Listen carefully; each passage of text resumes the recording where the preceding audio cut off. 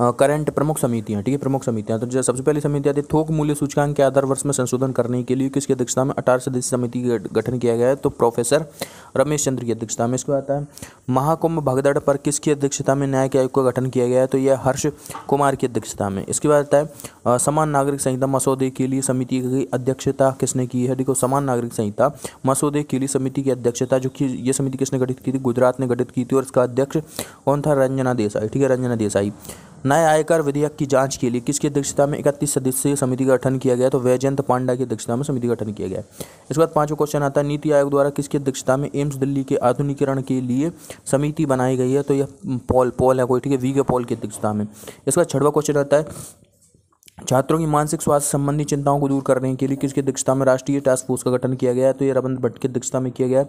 सातवां क्वेश्चन आता है केंद्र राज्य संबंधों की समीक्षा के लिए तमिलनाडु ने किसकी अध्यक्षता में समिति गठन किया है, तो यह कुरियर जोसेफ की अध्यक्षता में। इसके बाद आठवां क्वेश्चन आता है केंद्र सरकार ने प्रवेश परीक्षाओं कोचिंग सेंटरों में निर्भरता की समीक्षा के लिए किसकी अध्यक्षता में समिति का गठन किया है, देखो यह गठन किया विनीत जोशी की अध्यक्षता में। इसके बाद आता है एयर इंडिया 171 दुर्घटना की जांच समिति का अध्यक्ष किसे चुना गया है, तो देखो इस समिति का अध्यक्ष जो चुना गया है वह चुना गया है गृह सचिव, और गृह सचिव कौन, गोविंद मोहन को, ठीक है, गोविंद मोहन को चुना गया है, गोविंद मोहन को चुना गया है, ठीक है। विमान का नाम क्या था, बोइंग 787 विमान था, जिसमें 241 लोगों की मौत हुई है, इसमें 241 लोगों की मौत हुई है। इसमें गुजरात के पूर्व सीएम विजय रूपाणी मारे गए हैं, अहमदाबाद से लंदन जा रही थी यह फ्लाइट है, ठीक है। इसके बाद 10वां क्वेश्चन आता है वर्ष 2026 में पहला अखिल भारतीय घरेलू आय सर्वेक्षण शुरू करने के लिए किसकी अध्यक्षता में विशेषज्ञ समूह गठित किया गया, सुरजीत भल्ला की अध्यक्षता में गठित किया गया है।